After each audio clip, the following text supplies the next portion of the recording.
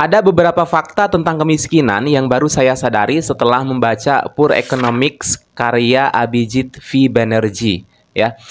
Fakta yang pertama yang saya dapatkan, kemiskinan itu diturunkan oleh orang tua, kebanyakan, mayoritas, ya.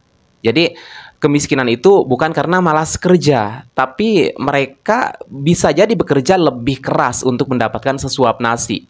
Kita nggak bisa mengatakan tukang beca itu malas dibandingkan seorang komisaris BUMN misalkan, ya. Mereka miskin ya karena memang dilahirkan dari keluarga miskin dan mereka nggak punya support system untuk mendukung perbaikan ekonomi mereka.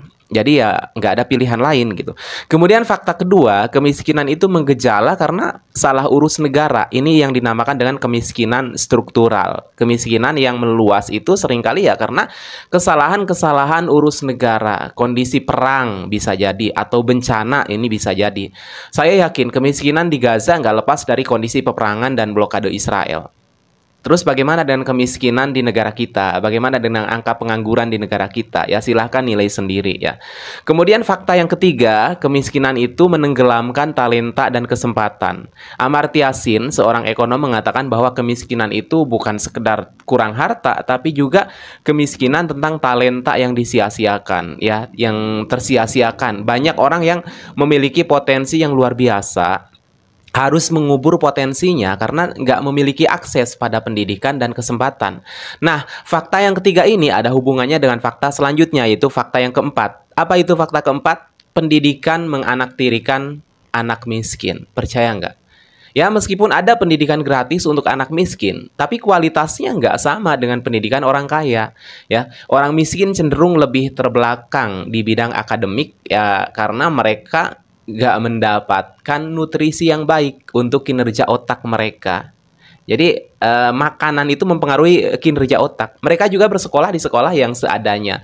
Orang kaya bisa memilih sekolah paling mahal, plus membayar pembimbing privat, bimbel, ya, dengan sumber daya keuangan yang melimpah, nggak usah khawatir tentang keuangan. Sementara beasiswa yang diberikan tidak sebanding dengan jumlah anak miskin yang haus pendidikan gratis, sehingga jenjang perguruan tinggi sedikit orang miskin mampu. Artinya, persaingan di antara orang miskin amat ketat dan kesempatan yang mereka miliki juga sempit, berbanding terbalik dengan orang kaya. Outputnya, anak orang miskin yang memperoleh pendidikan yang tinggi dan mendapatkan kesejahteraan sedikit dibandingkan dengan anak orang kaya yang memiliki sedikit kendala atau bahkan tidak ada kendala sama sekali, selain kemalasan belajar tentunya, ya. Bahkan anak orang kaya yang malas pun seringkali masih bisa hidup berlimpah dengan karir yang bagus karena urusan orang dalam, warisan orang tua misalkan.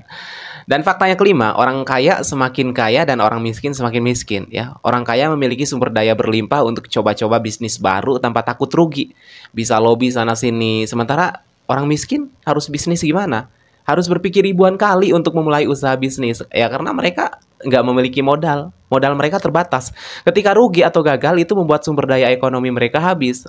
Jadi harus 1000 kali berpikir gitu. Orang kaya performanya bagus karena nutrisi yang baik. Pada akhirnya outputnya juga bagus gitu. Orang miskin mendapatkan nutrisi seadanya sehingga ya produktivitasnya juga seadanya gitu ya. Nah, pada akhirnya orang kaya, orang miskin makin miskin, ya. Terlepas dari fakta-fakta pahit tersebut, ya, saya sebagai seorang muslim percaya bahwa nggak ada yang mustahil bagi mereka yang percaya pada Allah SWT gitu ya. Selalu ada jalan untuk mereka yang percaya pada Allah sebagai satu-satunya tempat bersandar sebelum dan setelah ikhtiar, insya Allah.